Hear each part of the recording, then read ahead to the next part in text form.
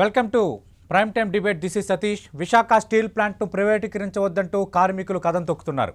కేంద్రం మాత్రం 100% ప్రైవేటీకరించబోతున్నామంటూ క్లారిటీ ఇచ్చేయడంతో వివాదం మరింత ముదురుతోంది. మరోవైపు అనుమతిస్తే అఖిలపక్షాన్ని తీసుకొస్తానంటూ సీఎం జగన్ ప్రధాని మోదీకి లేఖ రాశారు. మరి అఖిలపక్షంతో కేంద్రం రియాక్షన్లో ఏమైనా మార్పు వస్తుందా? సీఎం జగన్ చేసిన ప్రతిపాదనలను పరిశీలిస్తుందా? విశాఖ ఉక్కు ఉద్యోగుల ముందున్న ఆప్షన్లేంటి?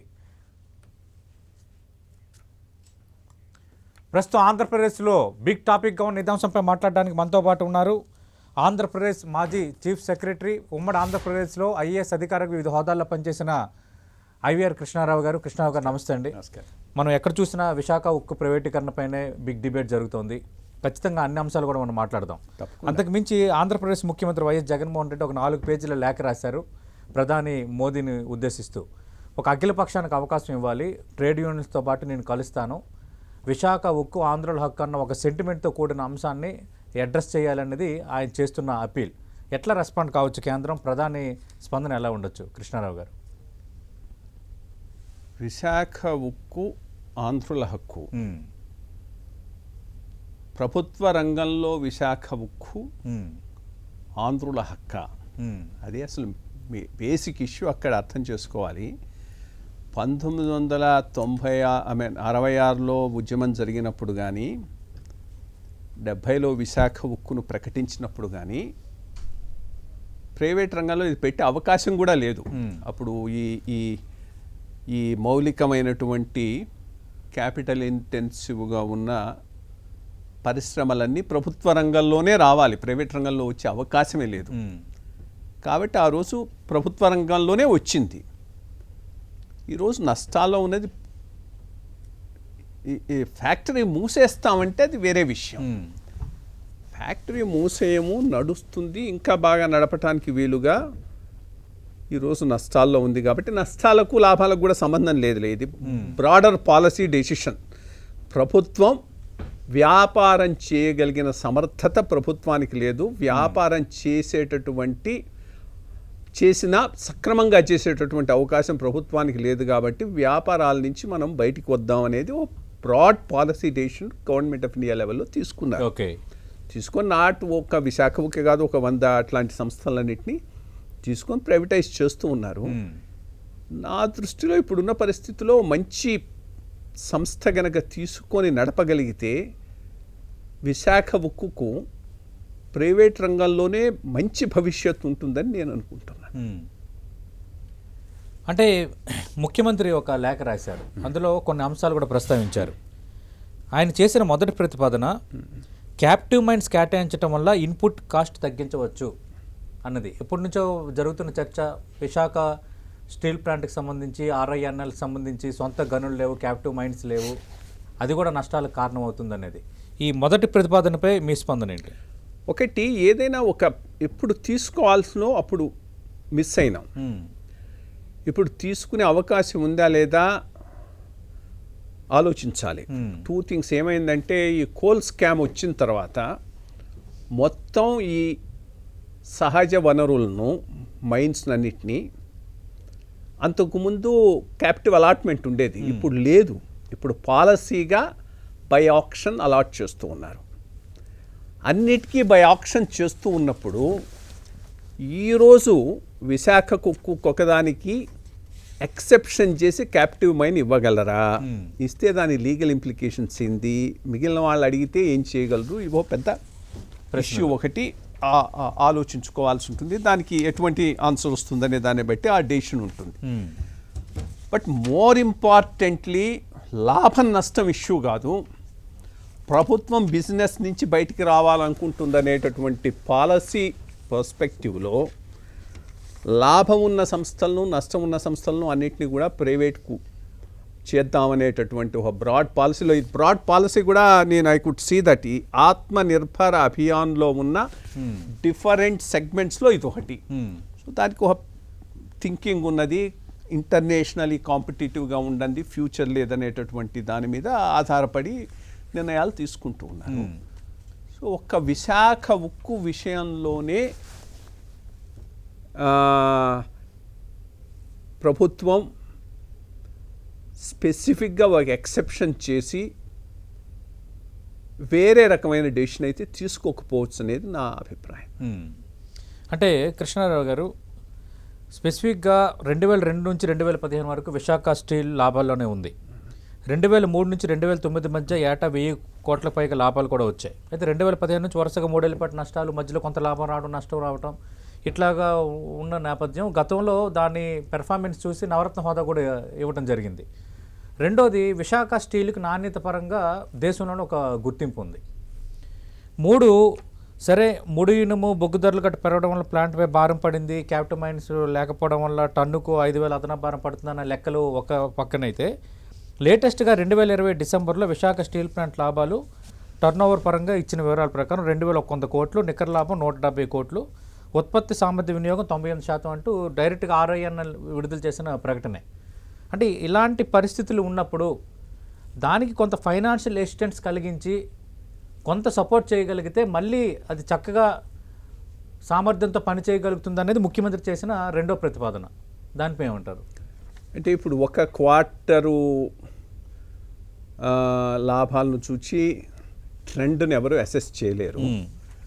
ట్రెండ్ ఎట్లా ఉందనేది మోర్ ఇంపార్టెంట్. సో ఆ ట్రెండ్ ఎట్లా ఉందనేది ఆ రంగంలో ఎక్స్పర్ట్ అయిన వాడే చెప్పగలుగుతాడు. కాబట్టి ఈ సంవత్సరం 100 కోట్లు వచ్చింది కాబట్టి అది లాభాల బాటలో పట్టిందని అనుకోవడానికి అవకాశం ఉండదు. కొంత విండో డ్రెస్సింగ్ వీలైనంత వరకు చేసుకుంటూ ఉంటారు. కంటిన్యూస్గా లాభాలు వస్తూ ఏదో ఒక్క దీంట్లో వచ్చిందని అంటే అది మనం పెద్దగా అంటే ముఖ్యమంత్రి చేసిన రెండో ప్రతిపాదనలు ఇది ఉంది తప్పకుండా. దీనివల్ల కంటిన్యూ ఆపరేషన్ ఆర్థికంగా బలపడవచ్చు అనేది ఆయన he's making a pitch for the ఉక్కు సంస్థ ప్రభుత్వ రంగంలో ఉండాలనే దానికి కొంత రేషనల్ బిల్డప్ చేస్తూ ఉన్నాడు. నేనంటూ ఉన్నది డెసిషనే విశాఖ ఉక్కుకు స్పెసిఫిక్గా జరగనప్పుడు, డెసిషన్ లాభ నష్టాలతో సంబంధం లేకుండా వ్యాపారంలో ప్రభుత్వం ఉండాలా అనే అంశం మీద జరుగుతున్నప్పుడు దీనికి ఒక్కదానికి ఎక్సెప్షన్ ఇచ్చే అవకాశాలు తక్కువ అనేది నేను చెప్తున్నాను. ఓకే, ఇక ప్లాంట్కి సంబంధించి ఆర్థికపరమైన అంశాలను పునఃపరిశీలించాలని ఆయన చేసిన మూడో సూచన. అంటే తప్పకుండా చేయగలిగితే మంచిది. ఇప్పుడు తిరిగి ఆయన అడిగారు కాబట్టి దే విల్ రెస్పాండ్.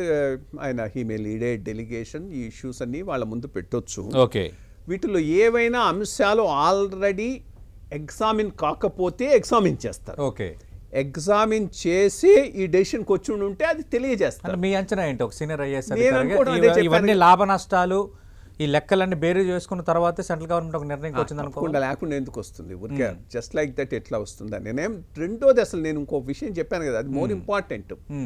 అసలు లాభ నష్టాలను ఇష్యూ కింద చూడటం లేదు వాళ్ళు. ఓకే, అసలు బిజినెస్లో గవర్నమెంట్ ఉండటం, లాంగ్ రన్లో బిజినెస్ను గవర్నమెంట్ సరిగ్గా నిర్వహించలేదు. అది నా ప్రభుత్వంలో ఒక 20-30 ఏళ్ళు పనిచేసిన ఎవరైనా కానీ అటువంటి అభిప్రాయంలో ఉండే అవకాశాలే జాస్తి. ఎందుకంటే ఈ గవర్నమెంట్ PSUs రన్నింగ్ను బాగా దగ్గరుండి చూస్తాం కాబట్టి కొంత అవగాహన ఉంటుంది. పాయింట్ ఏంటంటే కమర్షియల్ డెసిషన్స్ అనేవి రిస్క్తో కూడిన వ్యవహారం.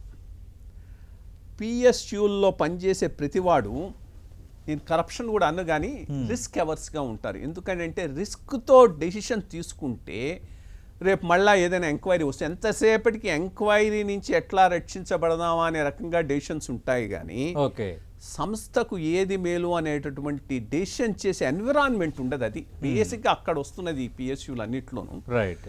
సో ఆ రోజు అమ్మాలి స్టీలు, 4 కొటేషన్లు తెచ్చుకొని తెలుసు ఇదైతే బెటర్ ఆల్టర్నేటివ్ అయి ఉండొచ్చు, బట్ ఆ ఆల్టర్నేటివ్ చేస్తే రేపు అది తప్పు అయితే ఎంక్వైరీ వస్తుంది అనుకుంటే సేఫర్ ఆల్టర్నేటివ్స్కి అందరూ పోతూ ఉంటారు. ఇది ప్రైవేట్ రంగంలో ఉండదు. కాబట్టి అందుకనే ఫండమెంటల్ ఇష్యూ వ్యాపారంలో ప్రభుత్వం ఉండాలా, ఉంటే సక్రమంగా నిర్వహించగలదా, ఈ రెండింటికి ఆన్సర్లు నో అన్నప్పుడు ఒక 4 ఏళ్ళు లాభం 10 ఏళ్ళు నష్టం అనేది ఇర్రెలవెంట్ అయిపోతుంది. ఆ దృష్టిలో ఈరోజు కేంద్ర ప్రభుత్వం నిర్ణయాలు ఆధారపడి ఉన్నాయి. అలాగే స్టీల్ ప్లాంట్కి చెందిన భూమిలో నిరుపయోగంగా ఉన్న 7,000 ఎకరాల భూమితో ఆదాయం సమకూర్చుకోవచ్చు. RINL దాన్ని ఒక మోడల్లో ఒక ప్రయత్నం చేసినప్పుడు ల్యాండ్ పరంగా వచ్చే ఇష్యూస్కి సంబంధించి ఎలాంటి ఇబ్బందులు లేకుండా రాష్ట్ర ప్రభుత్వం గ్యారంటీ ఉంటుందని మరో ప్రతిపాదన చేశారు. ఓకే, చూడొచ్చు. ఐ మీన్ ఆ ఇష్యూ వాళ్ళు ఎగ్జామిన్ చేయకపోతే తప్పకుండా ఐ థింక్ 7,000 కోట్ల 7,000 ఎకరాలంటే సబ్స్టాన్షియల్. వన్ మోర్ ఆపర్చునిటీ ఇచ్చే అవకాశం ఉంది. మరి చూడాలి ఏ వ్యూ తీసుకుంటుందో గవర్నమెంట్ ఆఫ్ ఇండియా దాని మీద. అది ఒకటే ఇంపార్టెంట్ పాయింట్ యాక్చువల్లీ. అబాబు 7,000 ఎకరాల భూమి ఉంది కాబట్టి ఆ 7,000 ఎకరాల భూమిని మానిటైజ్ చేయటం ద్వారా ఈరోజు విశాఖ ఉక్కున్నటువంటి అన్ని సమస్యలు తీర్చి ముందుకు తీసుకుపోగలమా? తీసుకుపోగలిగితే లాంగ్ రన్లో ఇది ప్రాఫిటబుల్గా రన్ అయ్యే అవకాశం ఉందా చూడాలి. అది ఎగ్జామిన్ చేయాలి తప్పకుండా. రైట్. అంటే కృష్ణారావు గారు, ఇంకో చర్చ జరుగుతోంది. అటు కేంద్రం విడుదల చేసిన ప్రకటనలో ఆస్తుల విలువ 32,000 కోట్లుగా చూపించారు.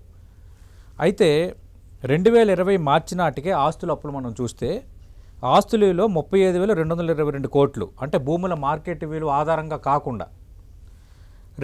రుణభారం 11,338 కోట్లు, వడ్డీ భారం, ఈ లెక్కలన్నీ ఓవరాల్గా ఉన్నాయి. అంటే దాదాపు ఇప్పుడున్న మార్కెట్ విలువ ఆధారంగా ప్లస్ బ్రాండ్ వాల్యూ ఇవన్నీ కలుపుకుంటే ఖచ్చితంగా 1,00,000 కోట్లకు పైగానే ఉంటాయి విశాఖ స్టీల్ ప్లాంట్ ప్లస్ ఆ భూముల విలువ. కానీ 32,000గా చెప్పటాన్ని కొందరు పాయింట్అవుట్ చేస్తున్నారు. అది సరైనదేనా? అది ప్లాంట్ మూసేసి మొత్తం భూమి రియల్ ఎస్టేట్ చేసి అమ్మితే నువ్వన్న వాల్యూ రావచ్చు. ఉద్దేశం అది కాదు కదా. ఈరోజు మనం అడుగుతుంది కూడా ప్లాంట్ ఉండాలనే కోరుకుంటూ ఉన్నాం కదా. ప్లాంట్ ఉండాలి అంటే ప్లాంట్ రన్ చేయటానికి అవసరమైన వాల్యుయేషన్స్ చేస్తారు, కానీ రియల్ ఎస్టేట్ వాల్యుయేషన్ చేయలేం కదా మనం. సో ఈ 1,00,000 కోట్ల వాల్యుయేషన్ చేసే వాళ్ళ వాల్యుయేషను ఎప్పుడు కరెక్ట్ అవుతుందంటే ప్లాంట్ను మూసేసి అది కమర్షియల్ జోను రెసిడెన్షియల్ జోన్ కింద మార్చి అమ్మేటట్టయితే 1,00,000 కోట్లు వస్తాయి తప్పకుండా. బట్ అది ఆల్టర్నేటివ్గా అనుకోవట్లేదు కదా మనం. అంటే రేపు పొద్దున్న ఎనీ పార్టీ వచ్చిన తర్వాత అంటే స్టీల్ ప్లాంట్ తీసుకోవడానికి ఇదే రేటుగా అప్పచెప్తారా దాని అర్థం? అంటే స్టీల్ ప్లాంట్ రన్ చేయడానికే వాడు బిడ్ చేస్తాడు, కానీ రియల్ ఎస్టేట్ వ్యాపారం చేయడానికి బిడ్ చేయడు కదా.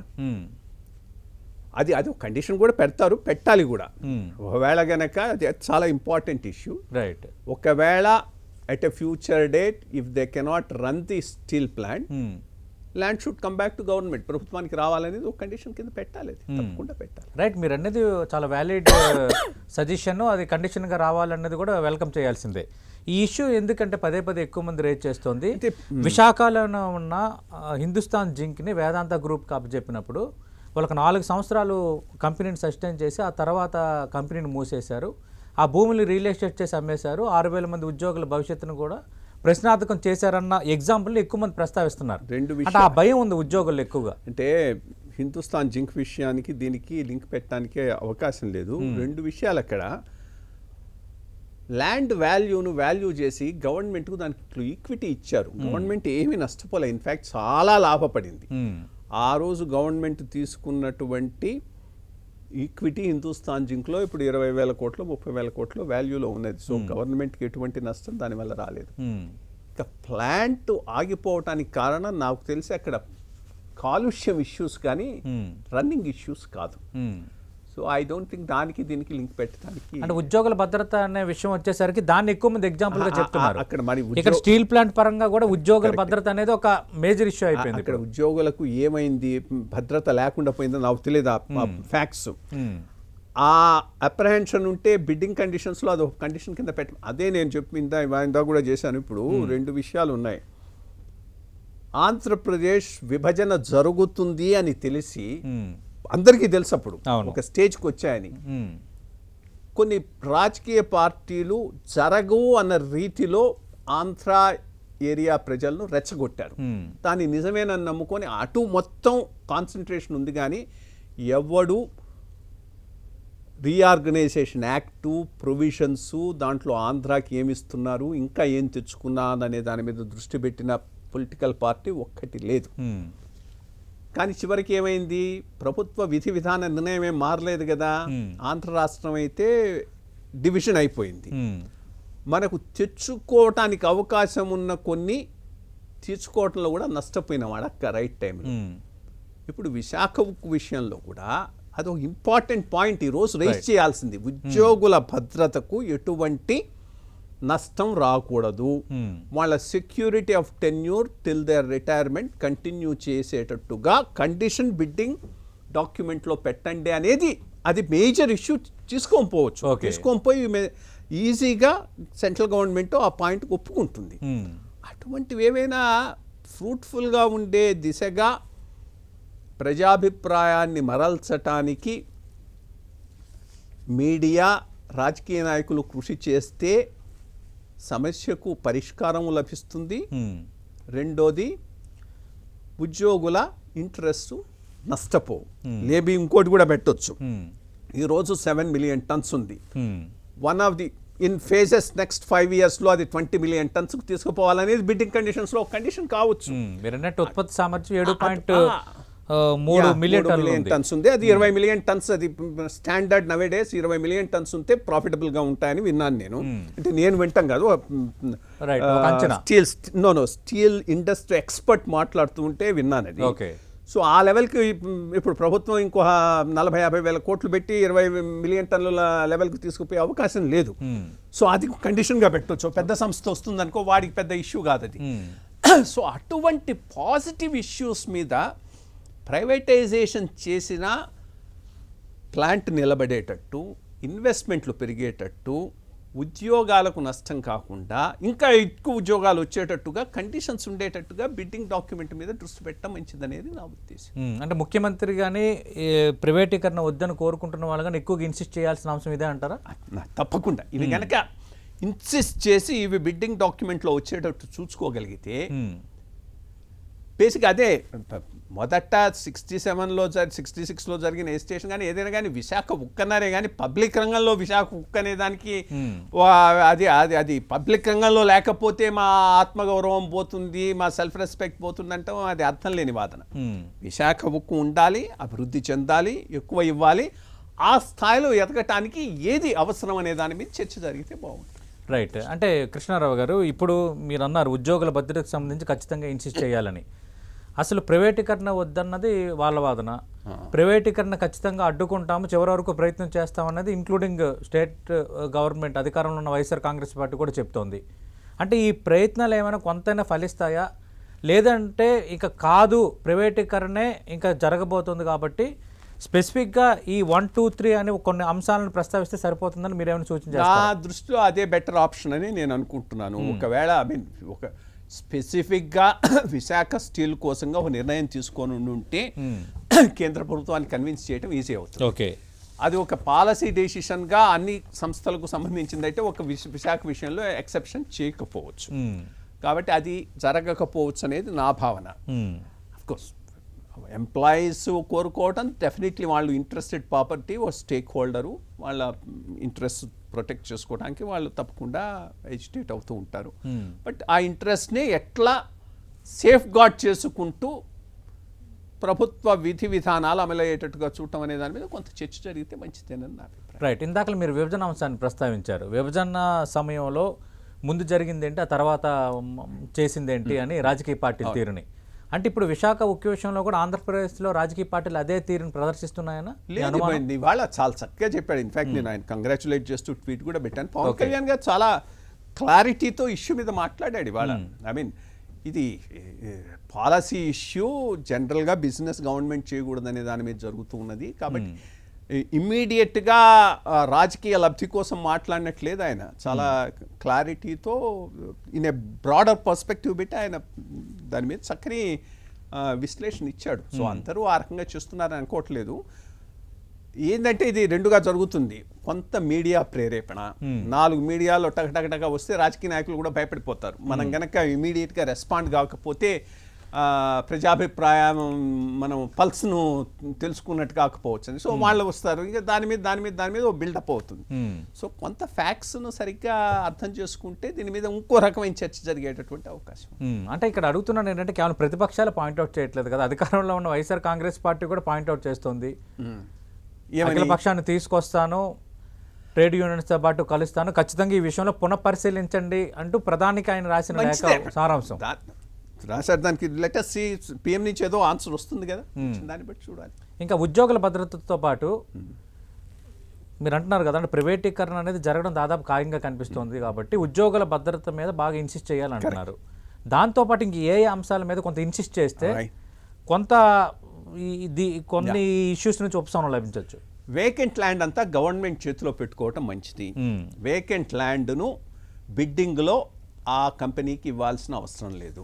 దెన్ దీన్ని ఎట్లా డెవలప్ చేసుకోవాలనేది గవర్నమెంట్ డిసైడ్ చేసుకోవచ్చు. వాళ్ళకు దానికి ఎంత అవసరం ఉంటుందో అంతవరకే ఇచ్చేటటువంటి పరిస్థితి పెట్టుకోవచ్చు. రెండు, ఇప్పుడు ఉన్నటువంటి సామర్థ్యాన్ని ఎంత పెంచుతారనే దాని మీద కూడా ఒక కండిషన్ పెట్టవచ్చు. ఇంతవరకు తీసుకోకపోయి దెన్ ఓన్లీ ఆ బిడ్డింగ్ కండిషన్లో ఒక ఇంపార్టెంట్ కండిషన్ కింద పెట్టుకోవచ్చు. ఇంకోటి అఫ్కోర్స్ ఈ నిర్వాసితుల ఇష్యూ ఇప్పుడు ఎంత ఆల్మోస్ట్ ఆల్ ఆ జనరేషన్సే మారిన నిర్వాసితుల ఇష్యూ దాంట్లో ఇంకా ఎవరైనా కొంతమందికి ఒకవేళ కనుక ఎక్స్పాండ్ అయ్యి ఎంప్లాయ్మెంట్ పెరిగితే ఎవరికి ఇవ్వాలనేది, టెక్నాలజీస్ మీద కూడా కొంత పెట్టవచ్చు. ఎందుకనంటే ఇప్పుడు ఏవైనా ఇంటర్నేషనల్ కంపెనీస్ వచ్చాయనుకో, వాడు ఎక్కువ ఆర్టిఫిషియల్ ఇంటెలిజెన్స్ రోబోస్ను వాడటం మొదలెట్టాడనంటే ఆటోమేటిక్ ఉద్యోగాలపైన కోత పడుతుంది. ఆ ఇష్యూ కూడా ఒకటి ఇంపార్టెంట్ కండిషన్ కింద పెట్టి బిడ్డింగ్ పెట్టవచ్చు. పెట్టినప్పుడు whoever bids better will get it. But point is whoever bids it will be a big company. So మూసుకొని పోవాల్సిన అవసరం ఉండదు వాడికి. మీరు నిర్వాసితుల అంశాన్ని ప్రస్తావించారు కాబట్టి, అంటే ప్రభుత్వ రంగంలో వస్తున్న ఒక స్టీల్ ప్లాంటు విశాఖ ఉక్కు ఆంధ్రుల హక్కు నినాదంతో ఒక ఉద్యమం జరిగింది కాబట్టి అప్పుడు దానికి ఇన్స్పైర్ అయ్యి ఎకరం 1200 చొప్పున భూములు ఇచ్చాము అన్నది ఇప్పుడు నిర్వాసితులు ఎక్కువ మంది పాయింట్అవుట్ చేస్తుంది. ఖచ్చితంగా నిర్వాసితుల ఇష్యూ అనేది కూడా ఇప్పుడు తెర ముందుకు వస్తుంది. ఇప్పుడు ఉద్యోగుల భద్రత, ఉద్యోగుల ఇష్యూతో పాటు ప్రధానంగా హైలైట్ అయ్యే రెండో అంశం నిర్వాసితుల ఇష్యూ. దాన్ని ఎట్లా అడ్రస్ చేస్తే బాగుంటుంది, మీ సూచన ఏంటి? చెప్పాను కదా, వేకెంట్ ల్యాండ్ ఉంది. వేకెంట్ ల్యాండ్ ప్రభుత్వం కింద ఉంటుంది. రిక్వైర్మెంట్ కన్నా ఎక్కువగా ఉన్నారు అక్కడ. మీరు అంటే 7,000 ఎకరాలు దాదాపు వేకెంట్ ల్యాండ్ ఉంది. ఆ వేకెంట్ ల్యాండ్ను క్యాపిటలైజ్ చేసి నిర్వాసితులకు మేల్ చేయొచ్చు కదా. పార్ట్ ఆఫ్ ఇట్ అట్లీస్ట్ చేసి దానికి ఏదైనా ఒక సపరేట్ స్ట్రక్చర్ చేసి ఆ నిర్వాసితులందరినీ దాంట్లో స్టేక్ హోల్డర్స్ చేశారనుకో, వాళ్ళకి ఈక్విటీ ఇచ్చారనుకో, ఆ ఎంటర్ప్రైజ్ పెరిగే కొద్దీ వాళ్ళ వాల్యూ కూడా పెరుగుతుంది. So different ways of taking care of నిర్వాసితులు ఆలోచించవచ్చు, తప్పకుండా ఆలోచించవచ్చు. Right, thank you IVR Krishnarao. Thank you so much. Visakha steel plant ప్రైవేటీకరణ నేపథ్యంలో ఖచ్చితంగా ప్రైవేటీకరణ ఖాయంగానే కనిపిస్తోంది కాబట్టి ఉద్యోగుల భద్రత అలాగే నిర్వాసితుల ఇష్యూని ఏ విధంగా అడ్రస్ చేయాలి, వీటిపైన ప్రధానంగా అటు ముఖ్యమంత్రి కానీ అలాగే డిమాండ్ చేస్తున్న పార్టీలు కానీ ఎవరైనా ఇన్సిస్ట్ చేస్తే ఖచ్చితంగా కొన్ని ఫలితాలు ఉంటాయి. విభజన సమయంలో కూడా ఇదే రకంగా రాజకీయ పార్టీలు వ్యవహరించాయి. ఈసారి అలా వ్యవహరించకూడదని ఐవీఆర్ కృష్ణారావు గారు చేస్తున్న సూచనగా కనిపిస్తోంది. ఇది వాటి ప్రైమ్ టైమ్ స్పెషల్ డిబేట్. మరొక న్యూస్ అప్డేట్స్ ప్రసారం మధ్య స్టే విత్ us.